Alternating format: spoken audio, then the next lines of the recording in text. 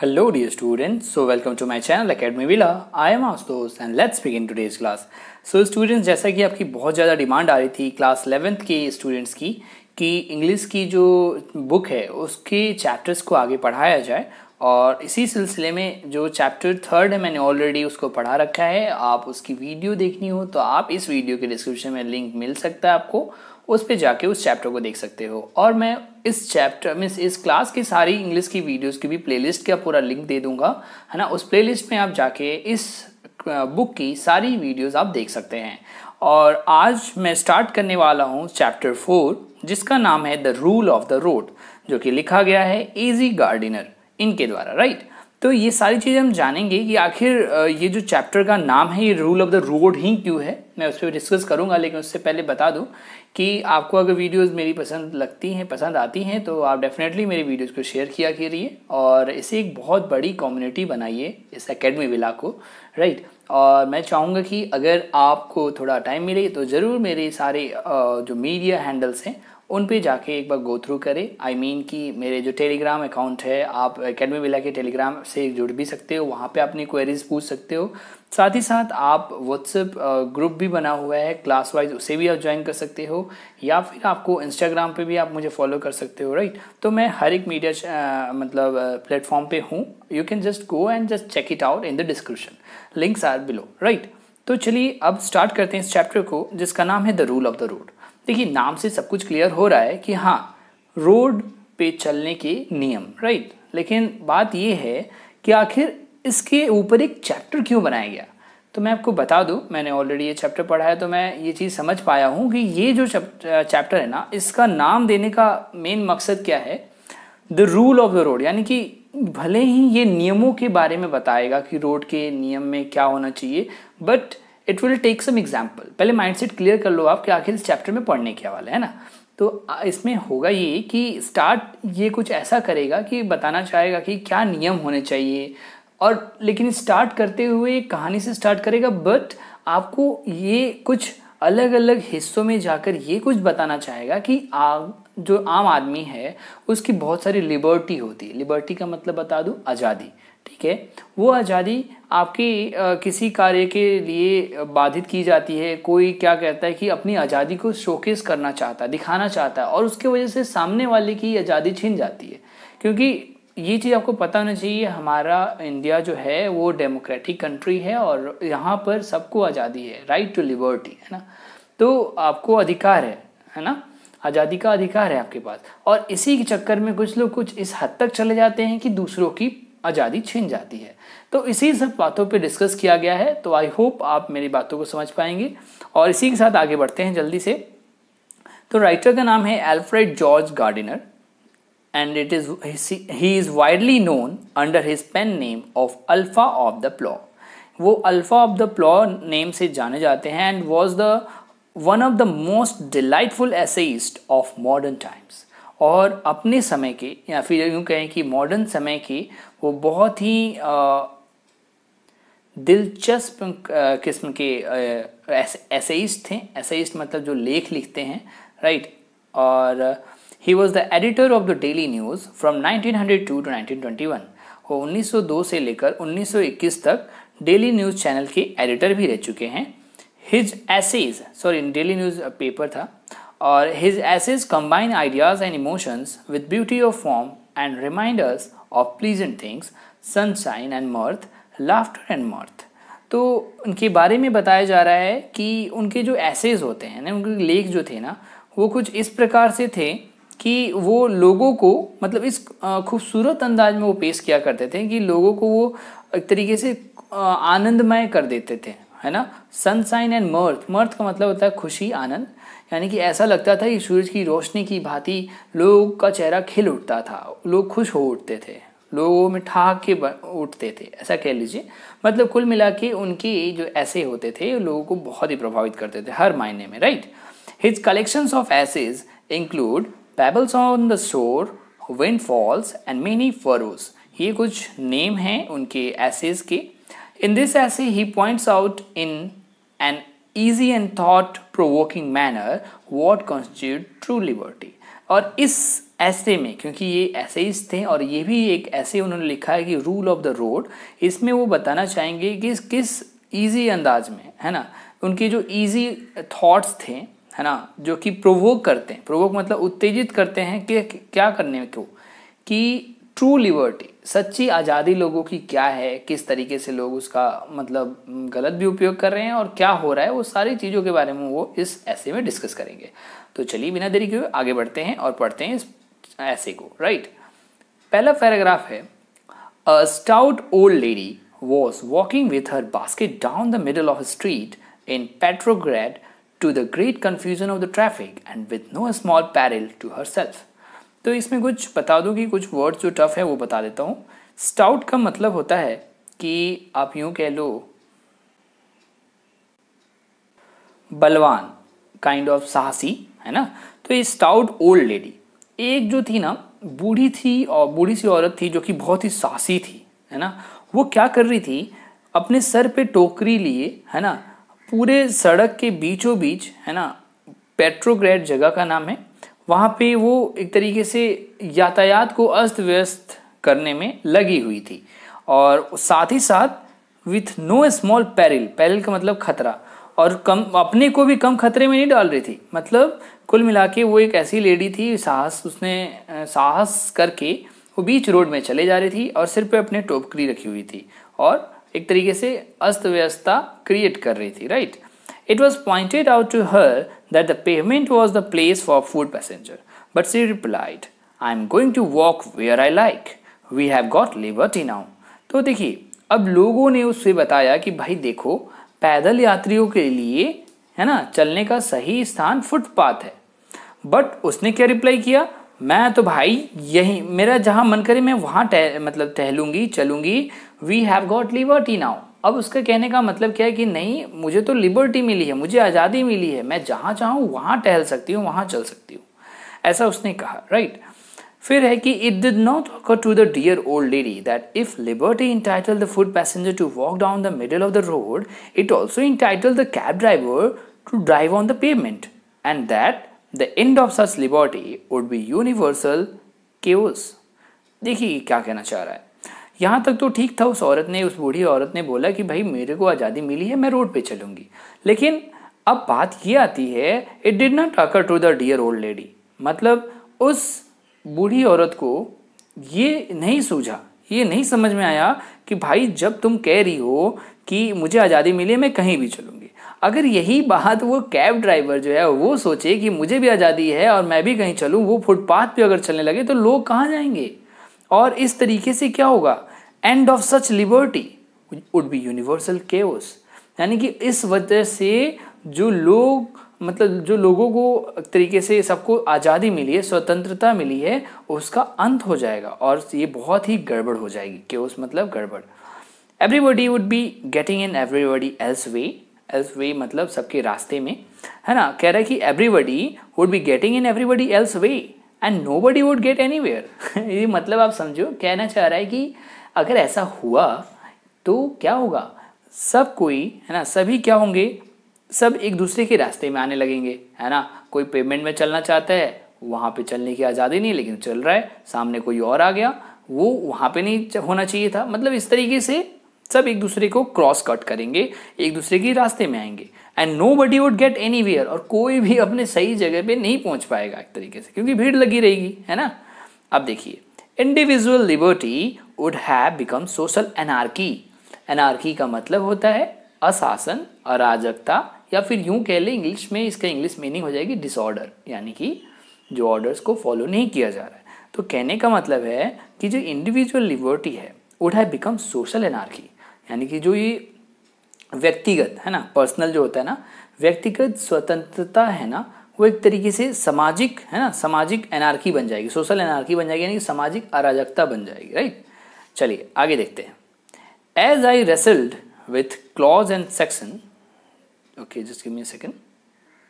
तो यहाँ पे लिखा है, सेकंड पैराग्राफ जो है उसमें है कि there is a danger of the world, है ना, there is a danger of the world getting liberty drunk in these days like the old lady with the basket, and it is just as well to remind ourselves of what the rule of the road means।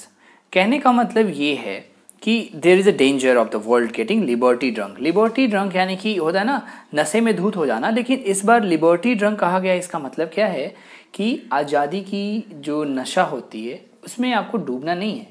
कहने का मतलब है कि आजकल इस औरत जो थी, बूढ़ी औरत जो थी टोकरी वाली, उसी की तरह संसार में जो है ना आज़ादी का नशा होने का खतरा मंडरा रहा है। और हमें याद रखना चाहिए कि सड़क के नियम का क्या अर्थ है ना। Our self of what the rule of that road means, it means that in order that the liberty of all may be preserve, the liberties of everybody must be curtailed. Curtailed का मतलब होता है कि काटना।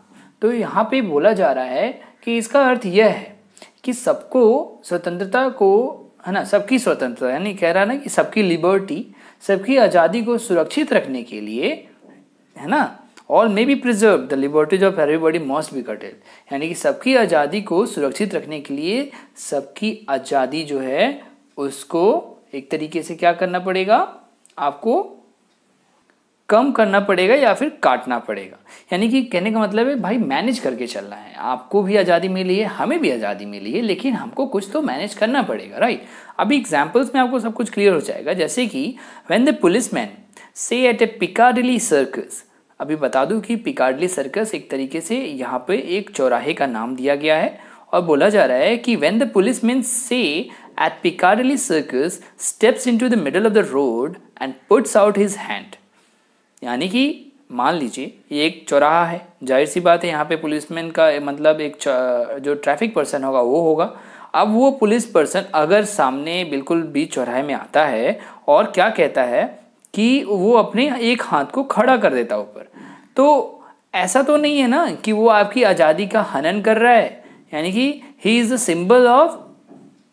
Symbol not of tyranny but of liberty. Tyranny का मतलब होता है कि एक तरीके से तानाशाह टाइप का होता है वर्ड, है ना।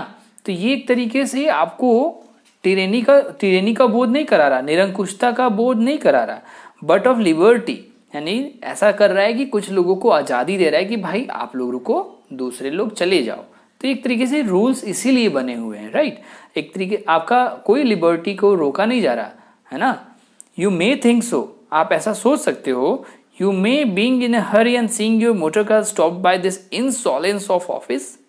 कहने का मतलब है कि ऐसा बिल्कुल जाहिर है कि लोग सोच सकते हैं, लोग क्या कर सकते हैं कि आप बहुत जल्दी में हो सकता है कि आप बहुत जल्दी में हो और आपकी मोटर कार उसके अधिकार की उद्दंडता से रोके जाने का आप समझे कि आपकी आज़ादी का अवहेलना हुई है ना। Feel that your liberty has been violated. तो ये आप गलत सोच रहे हैं, है ना। अगर आप सोचते हैं यार मैं तो इतनी जल्दीबाजी में हूँ, मुझे भी आज़ादी है कि मेरी कार आगे निकल जाए, लेकिन एक बात समझो आप कि अगर आपको वो नहीं रोकेगा तो दूसरों को क्यों, मतलब कैसे जाने देगा। सबकी बारी आएगी तो जाएंगे, राइट। तो आप ऐसा नहीं सोच सकते हैं कि आपको ही आज़ादी मिली है, दूसरों को नहीं मिली है। How dare this fellow interfere with your free use of the public highway, यानी कि ऐसा भी मन में आएगा आपके कि यार इस इंसान की कैसे जुर्रत हुई, हिम्मत हुई कि ये जो मुझे आज़ादी मिली है, ये पब्लिक हाईवे है, इसमें मैं भी घूम सकता हूँ, कोई भी घूम सकता है, तो इस आज़ादी को वो क्यों रोक रहा है, वो मुझे क्यों रोक रहा है, ऐसा मन में आ सकता है आपके। Then if you are a reasonable person, अब बात आती है कि अगर आप एक दायित्व वाले इंसान हैं, समझदार व्यक्ति हैं, तो you will reflect that if he did not interfere with you, he would interfere with no one। यानी कि अगर आप समझदार हैं तो आप समझ पा रहे हो इस बात को कि अगर वो इंसान, अगर वो पुलिसमैन है, कि अगर वो इंटरफेयर नहीं करेगा, आपकी बातों में हस्तक्षेप नहीं करेगा, आपको रोकेगा नहीं, तो he would interfere with no one, तो वो किसी के साथ बाधा नहीं डाल पाएगा। और इसका रिजल्ट क्या होगा, it result would be you would never cross Piccadilly circus at all. जाहिर सी बात है, इस तरीके से तो आप पिकाडिली सर्कस क्रॉस ही नहीं कर पाओगे, क्योंकि सबको आज़ादी मिली है, सब भागम भाग में लगेंगे और वहाँ पे भीड़ बढ़ जाएगी, है ना। You have submitted to a curtailment of private liberty in order that you may enjoy a social order which makes your liberty a reality। यानी कि आपने अपनी निजी आज़ादी कटवाने में सहमति पकड़ इसलिए की क्योंकि आप एक सामाजिक व्यवस्था का लाभ उठा सके और जिसके कारण आपकी आज़ादी जो वास्तविक है वो बनती है एक तरीके से, है ना। आगे है थर्ड पैराग्राफ कि liberty is not a personal affair only but a social contract. तो कहा जा रहा है कि आज़ादी जो है ना वो बस एक व्यक्तिगत मामला नहीं है, यह एक सामाजिक समझौता है। It is an adjustment of interest. एक तरीके से ये कहा जाए तो आपके हित है ना, आपके हित में हो कोई चीज़, उसका एडजस्टमेंट है ना, आप एडजस्ट कर रहे हैं इन सब चीज़ों को। In matters which do not touch anybody's else liberty of course I may be as free as I like. यानी कि जिन मामलों में किसी दूसरे व्यक्ति की आज़ादी में अंतर नहीं पड़ता, मैं वह कुछ भी करने को स्वतंत्र हूँ। If I choose to go down the strand in a dressing gown with long hair and bare feet, who shall say me nay? यानी कि द स्टैंड बता दूं, द स्टैंड जो है एक तरीके से न्यूयॉर्क की बहुत ये कह लो कि लंदन की फैशनेबल स्ट्रीट है, जगह है, गली है, जिसको बहुत फेमस माना जाता है। और वही बोल रहा है कि अगर आपका मन है कि मैं स्ट्रैंड है ना कि गलियों में जाऊं ड्रेसिंग गाउन, यानी कि ड्रेसिंग गाउन का मतलब होता है लंबा सा पोशाक पहने हुए, अपने बालों को बहुत लंबा लंबा किए हुए, बेयर फिट यानी नंगे पाँव भी अगर मैं जा रहा हूँ है ना, और मुझे जाने का मन है, तो हु सेल से मी नहीं, मनी कौन मुझे मना करेगा। You have liberty to laugh at me but I have the liberty to be indifferent to you. यानी कि आपको आज़ादी है कि आप मेरे पे हंसे हो, लेकिन साथ ही साथ ये भी है कि मुझे भी आज़ादी है कि मैं आपको इनडिफरेंट मतलब अजीब सा भी दिख सकता हूँ, है ना, कि मुझे आज़ादी है कि मैं इसकी परवाह भी ना करूँ, ये भी हो सकता है।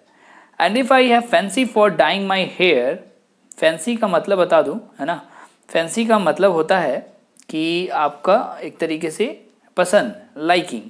अगर आपकी पसंद है कि आप अपने बालों को कलर करो, और वैक्सिंग माई मोस्टिक, अगर आपको पसंद है कि मैं अपने मूँछों को भी हटा दूँ, या फिर और wearing a tall hat, a frock coat and sandals, और गोइंग टू बेड लेट और गेटिंग अप अर्ली, मतलब आपको कुछ भी मन है कि आपको सुबह उठना है, जल्दी सोना है, कुछ भी करना है, I shall follow my fancy and ask no man's permission. यानी कि आप अपनी आज़ादी को जी सकते हैं, आपको किसी की परमिशन लेने की जरूरत नहीं है। फोर्थ पैराग्राफ है कि in all this and 1000 other details you and I please ourselves and ask no one's leave. कहा जा रहा है कि एक तरीके से इन सब में और हजार अन्य बातों में आप और मैं जो भी है ना, हम जो चाहे कर सकते हैं, ठीक है, और आस्क नो वंस लीव, और हमें किसी आदमी की अनुमति लेने की आवश्यकता बिल्कुल नहीं है। We have a whole kingdom, हमारे पास पूरा हमारा साम्राज्य है, in which we rule alone, can do what we choose, be wise और रिडिकुलस, हार्शली और ईजी, कन्वेंशनल और ऑड। तो ये कहा जा रहा है कि आपका अपना साम्राज्य है, आपका अपना राज्य है, आप चाहो तो उस पर पूरा शासन कर सकते हो, जो चाहे कर सकते हो। बुद्धिमान बनकर आप हास्यकार यानी कि हंसी मजाक कर सकते हो, या फिर कभी कठोर बन सकते हो, कभी एकदम से नरम बन सकते हो। आप चाहो तो पारंपरिक कन्वेंशनल तरीके का बन सकते हो, आप वो ऑड यानी विचित्र बन सकते हो, कुछ भी बन सकते हो, आपके ऊपर है। But directly we step out of that kingdom, our personal liberty of action is restricted by other people's liberty। But जैसे ही आप इस अपने साम्राज्य से बाहर आते हो, है ना, जैसे आप उससे बाहर आते हो, कदम बाहर रखते हो, तो हमारी कार्य करने की जो व्यक्तिगत आज़ादी थी, पर्सनल जो लिबर्टी थी ना, दूसरे लोगों की आज़ादी से सीमित हो जाती है, रिस्ट्रिक्ट हो जाती है। क्योंकि जाहिर सी बात है, आप अपनी आज़ादी को हर जगह नहीं जी सकते, वहाँ पे कुछ रूल्स हैं, उससे आपको फॉलो करना है। I might like to practice on the trombone from midnight till 3 in the morning। मतलब अब मान लो मेरा मन है, मतलब राइटर बोल रहा है कि मेरा मन है कि मैं एक ट्रम्बोन, जो कि म्यूजिकल इंस्ट्रूमेंट होता है ना, जो बाजा होता है ना, मुंह से फूंक के बजाते हैं, उस तरीके का ट्रम्पेट की तरह होता है ये भी, तो उसको मन है कि वो एक ट्रम्बोन बजाए, राइट। और कब से? रात एकदम मिडनाइट से, आधी रात से 3 बजे भोर तक उसको बजाने का मन है। If I went on the top of hell valley, है ना, hello valley, to do it, I could please myself, but if I do it out in the street, the neighbors will remind me that my liberty to blow the trombone must interfere with their liberty to sleep in quiet। यानी कि कहने का मतलब है कि अब मान लो उसको बजाने का मन है ट्रम्बोन रात में और 3 बजे सुबह तक, और अगर वो जाता है हेल वैली पे, है ना, पहाड़ी पे चला जाता है और वहाँ पे बजाता है, I could please myself, मुझे बहुत खुशी होगी। But if I do it in the street, अगर मैं अपने सड़कों पे, अपने मोहल्ले में, पड़ोसियों के आसपास अगर मैं उसे बजाना शुरू कर देता हूँ रात के समय, तो मैं एक तरीके से जो लोग हैं वहाँ पे, नेबर जो है मेरे, उनकी लिबर्टी में मैं क्या कर रहा हूँ? इंटरफेयर कर रहा हूँ। है ना, ताकि वो किस तरीके से इंटरफेयर कर रहा हूँ, यानी कि उनको आज़ादी मिली है, किसको, सभी लोगों को, कि वो सो सकते हैं रात में, लेकिन आप शांति में सोने नहीं दे रहे हो उन्हें, तो एक तरीके से आज़ादी उनको, आप उनकी आज़ादी में इंटरफेयर कर रहे हो। There are lot of people in the world and I have to accommodate my liberty to their liberties. तो ये भी बात बिल्कुल फैक्ट है कि मतलब संसार में बहुत सारे लोग हैं और सबको आज़ादी मिली है, लेकिन सबकी आज़ादी के साथ आपको कंप्रोमाइज़ करना तो बनता है, राइट। अब है 5th पैराग्राफ कि we are all liable to forget this and unfortunately we are much more conscious of the imperfection of others in this respect than of our own. तो इसमें बोला जा रहा है कि हम सब ये भूल सकते हैं और दुर्भाग्यवश हम इस बारे में अपनी त्रुटियों को अपेक्षा दूसरों की त्रुटियों के बारे में अधिक सचेत रहते हैं, है ना। मतलब हम ये सारी चीज़ें भूल जाते हैं और दूसरों की मतलब बारे में नहीं सोचते हैं और अपनी ही आज़ादी के बारे में मतलब सोचे जाते हैं, है ना। तो हमें ऐसा नहीं करना चाहिए। आगे है 6th पैराग्राफ कि I got into railway carriage at a country station the other morning and settle down for what the school boys. देखिए मैं पहले बता दूं कि एक तरीके से जो लेखक है वो अपनी कहानी बयां कर रहा है, उसके साथ भी कुछ ऐसा ही हुआ जिसमें उसकी आज़ादी का हनन हुआ। उसको भी आज़ादी थी, लेकिन उसकी आज़ादी के साथ कैसे दूसरे लोग इंटरफेयर करें और क्या हुआ वो कुछ देखते हैं इसमें। तो यहाँ पे एक और कहानी शुरू होता है जिसमें लेखक जो है ना, कहता है कि I got into a railway carriage, यानी कि जो लेखक है वह एक दिन एक रेलवे स्टेशन पे, जो कि कहते हैं ना कंट्री मतलब होता है, देश भी होता है, लेकिन यहाँ पे कंट्री मतलब देहात की बात की जा रही, गाँव की बात की जा रही, राइट। तो जो लेखक है एक दिन सुबह सुबह एक देहाती स्टेशन पे, है ना, रेल के डिब्बे में प्रवेश करता है, ठीक है, other morning and settle down for what the school boys would call an hour's swot at a blue book. और क्या हुआ कि जैसे ही वो चढ़ा उसके बाद से वो क्या हुआ, वो एक ऐसी बुक लेकर बैठा पढ़ने को, जिसको जो स्कूल के बच्चे होते हैं वो कहते हैं 1 घंटे की बुक, मतलब उसको बुक पढ़ने में बहुत मेहनत लगती है, कहने का मतलब यही है, तात्पर्य यही है। तो वैसी बुक वो लेकर बैठा जिसका नाम है ब्लू बुक। और मैं आपको बता दूं कि ब्लू बुक जो होती है वो किस टाइप की बुक होती है, वो एक तरीके से उसमें आपको किसी मतलब बिजनेस से रिलेटेड चीज़ें मिलती हैं कि आपको कैसे वो सब चीज़ें जाननी है।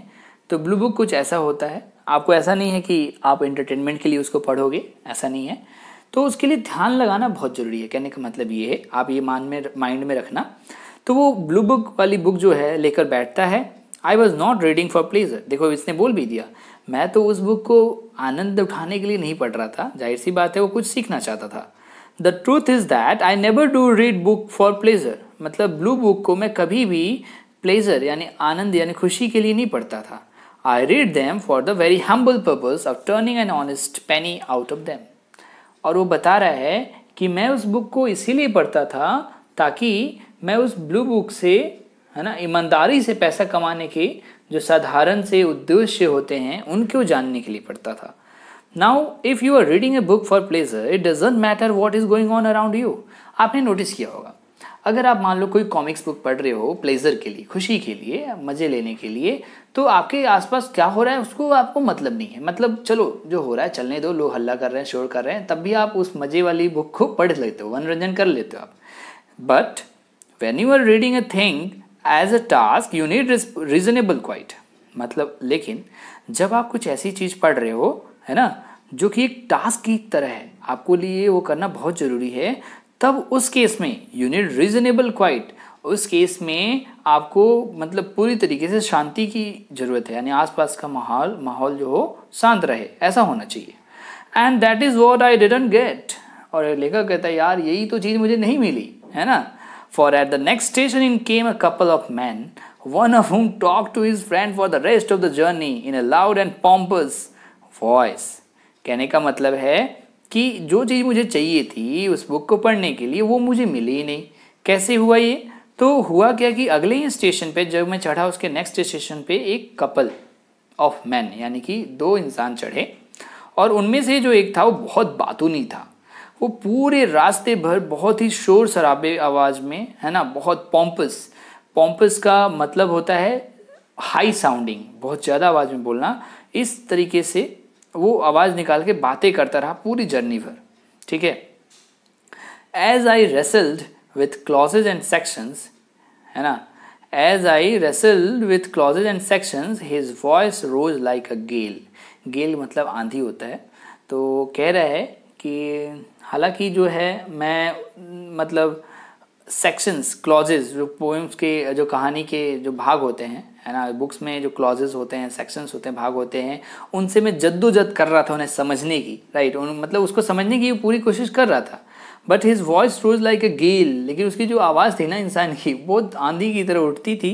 And his family history, the deeds of his sons in war and his criticism of the generals and the politicians submerged by my poor attempts to hang on to my jobs. मतलब मैं बता दूं कि ये सारे उसकी बातें थी, यानी कि जो इंसान चढ़ा था, जो बोल रहा था, उसकी जो ये सारी बातें थी कि उसके घर की इतिहास के बारे में जो बयां कर रहा था, बातें बोले जा रहा था, फिर अपने बेटे के बारे में बता रहा था कि मेरे बेटे के युद्ध में कैसे कारनामे थे, सेनापतियों और राजनेताओं की आलोचना के बारे में बोल रहा था। वो सारी चीज़ें जो थी ना, उसमें जो भी इसने मेहनत की थी लेखक ने पढ़ने की, वो सारी चीज़ें उसमें दब गई।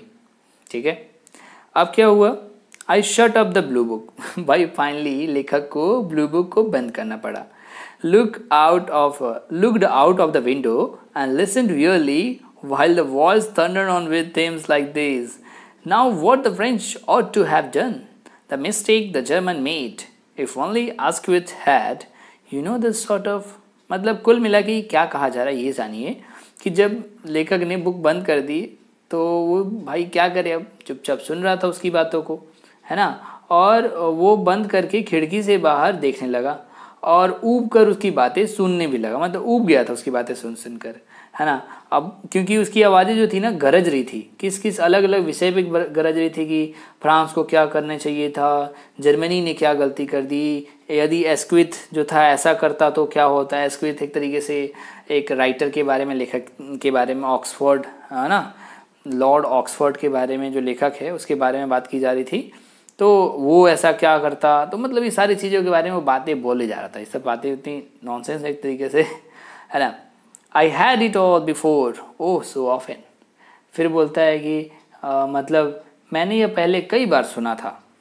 It was like a barrel organ groaning out some uninteresting song of long ago. Barrel organ का मतलब होता है संगीत का साज, है ना, जो धुन होती है। तो it was like a barrel organ groaning out some uninteresting song of long ago. Groaning मतलब गूंजना एक तरीके से।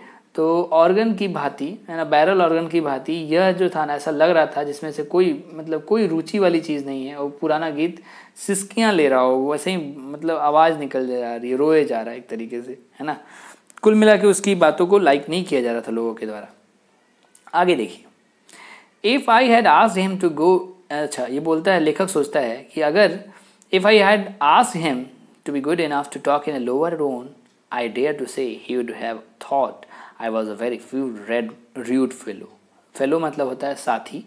तो लेखक कहता है कि अगर मैंने, है ना, उस इंसान से कहता है कि यार आप अपनी आवाज़ थोड़ी धीमी कर लो, तो मुझे ऐसा विश्वास था कि मुझे वह बहुत ही उदंड व्यक्ति समझता।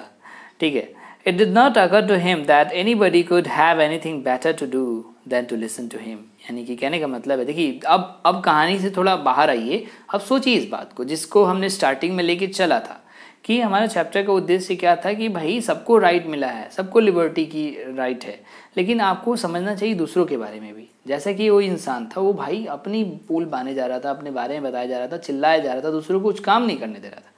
तो आपको सोचना चाहिए था, उसको सोचना चाहिए था कि उसके बातों को सुनने के अलावा भी लोगों को बहुत इंपॉर्टेंट काम थे, लेकिन उसने वैसा करने नहीं दिया। And I have no doubt he left the carriage convince that everybody in it had thanks to him. और इसमें कोई दो राय नहीं है, है ना, कि वो ऐसा सोच रहा था, है ना, कि पूरे कैरेज यानी पूरी बोगी में उसने लोगों को ऐसा समझा दिया था, कन्विंस कर लिया था कि उसे ऐसा लग रहा था कि लोग तो मेरी मतलब मुझे धन्यवाद कर रहे होंगे, है ना, लोगों का मैंने एंटरटेन किया है। Had a very illuminating journey, यानी कि लोगों के साथ मेरे साथ बहुत ही ज्ञानवर्धक जर्नी रही है, यात्रा रही है, लोग बहुत खुश हुए होंगे, ऐसा सोच रहा था वो। A reasonable consideration for the right और feelings of other is the foundation of social conduct.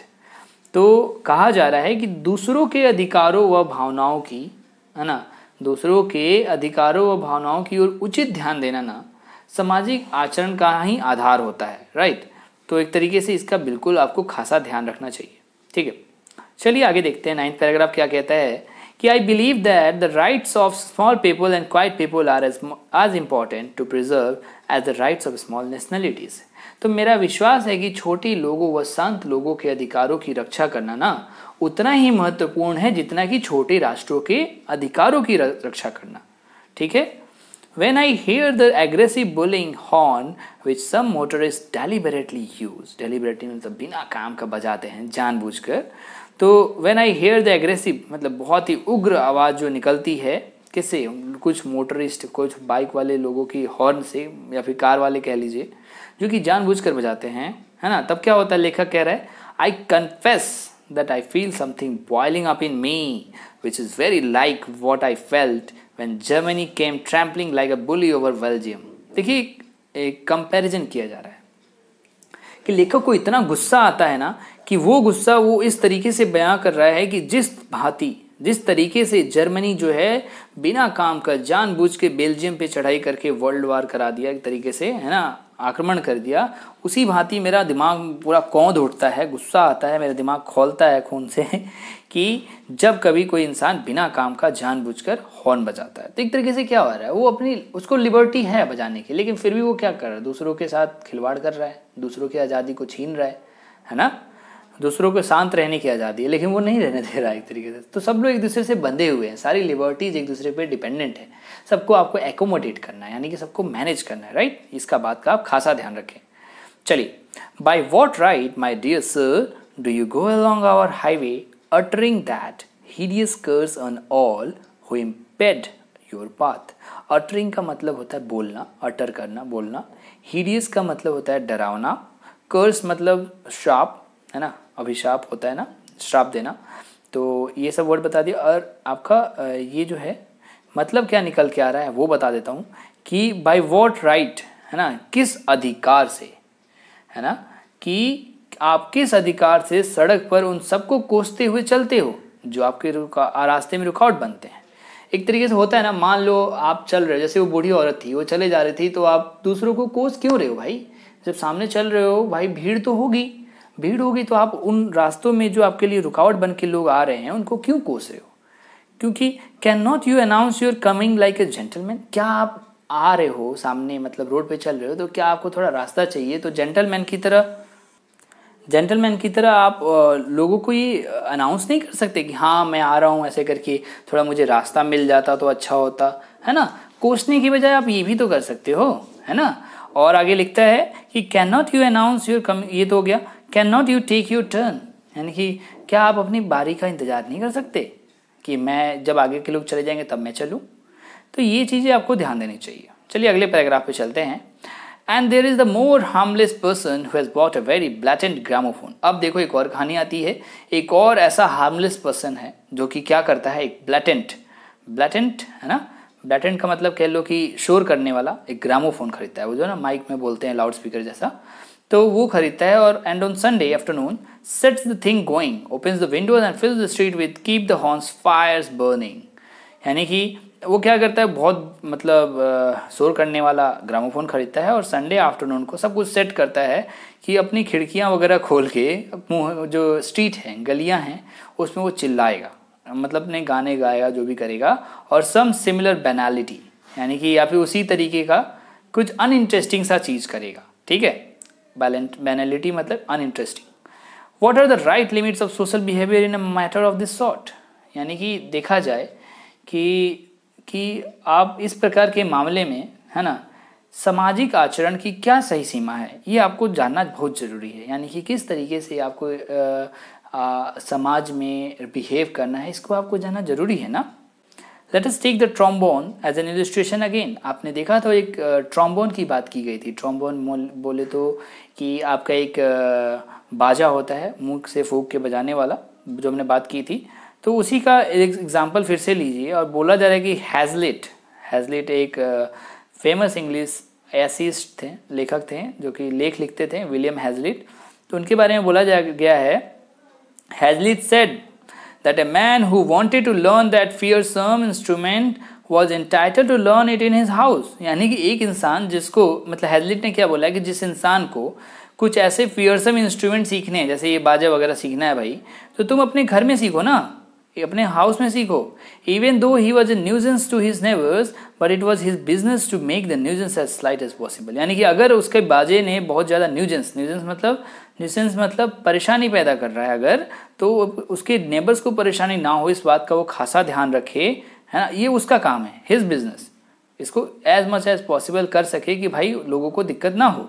He must practice in the attic and shut the window, मतलब उसको इस तरीके से, है ना, अपना बाउंडेशन, अटारी मतलब एटिक मतलब अटारी होता है, यानी कि आपकी बाउंड्री, आप उस बाउंडेशन से घिरे हुए हो कि आपको ऐसे आवाज़, मतलब वो अपने बाजे को बजाओ कि खिड़की वगैरह बंद कर लो फिर बजाओ भाई, कोई दिक्कत नहीं है।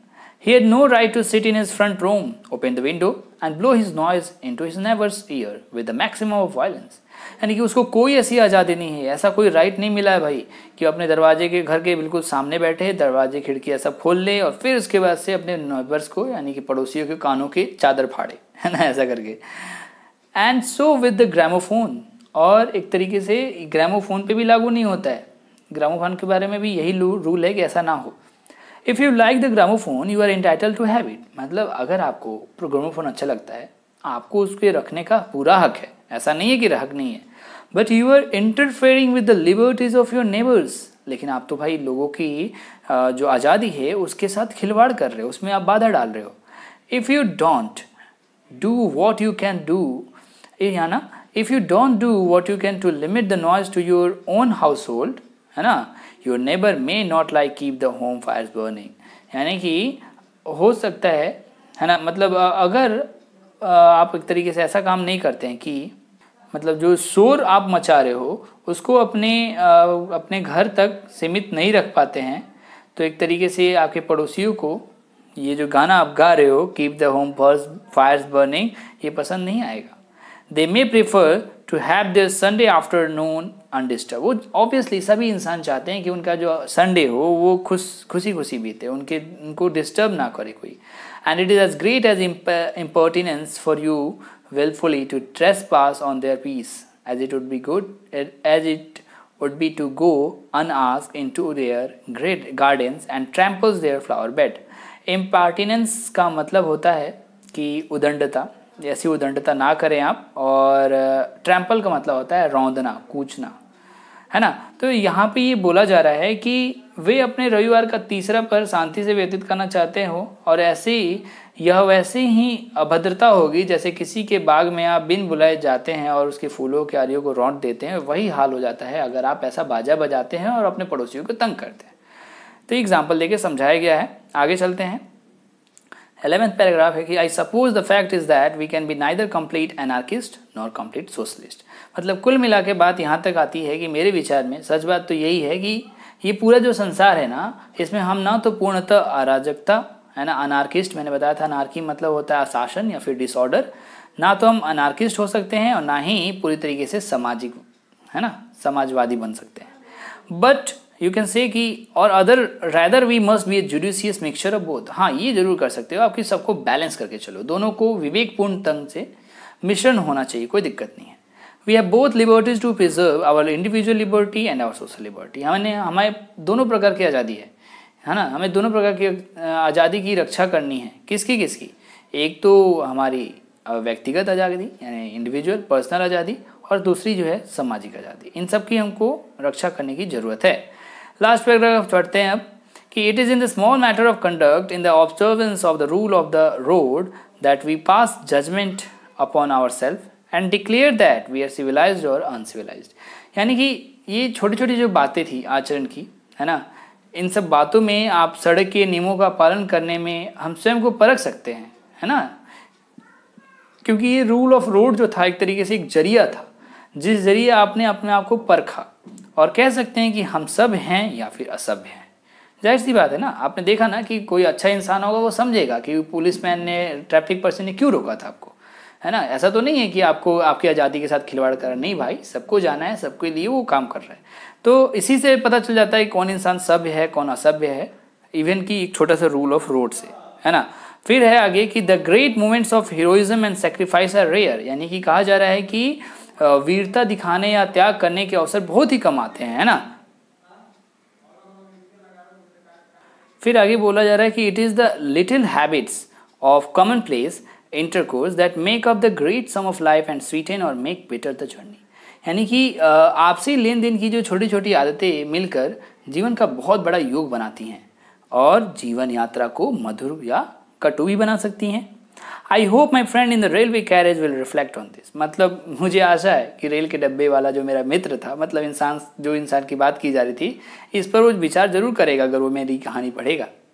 Then he will not cease, और तब वो अपने साथी को यह बताना तो बंद ना करेगा कि I am sure to explain to his neighbour where the French went wrong and where the Germans went ditto, but he will do it in a way that will permit me to read my blue book undisturb. मतलब कह रहा है कि अगर वो इस चीज़ को समझ जाएगा इंसान, तो वो फालतू की चीज़ें, जैसे कि फ्रेंच के बारे में बोलता था, फ्रेंच में ये बुरा हो गया, जर्मन्स के साथ ये चीज़ थी, इस प्रकार होगा, ये सब बातें ना बोलकर वो मुझे अलाउ करेगा, मुझे परमिशन देगा कि हाँ भाई मैं अपनी ब्लू बुक को बिना डिस्टर्ब हुए पढ़ सकूँ। तो फ्रेंड्स, ये चैप्टर ख़त्म होता है यहीं पे, और आशा करता हूँ आपको समझ में आया होगा। फिर भी कोई क्वेरी है प्लीज़ मुझे कमेंट सेक्शन में लिख के बताएं, और ऐसी वीडियोस के लिए मेरे चैनल को सब्सक्राइब करें और अपने दोस्तों के साथ जरूर शेयर करें। मिलते हैं फिर नेक्स्ट वीडियो में, तब तक के लिए stay home, stay safe. Thank you so much.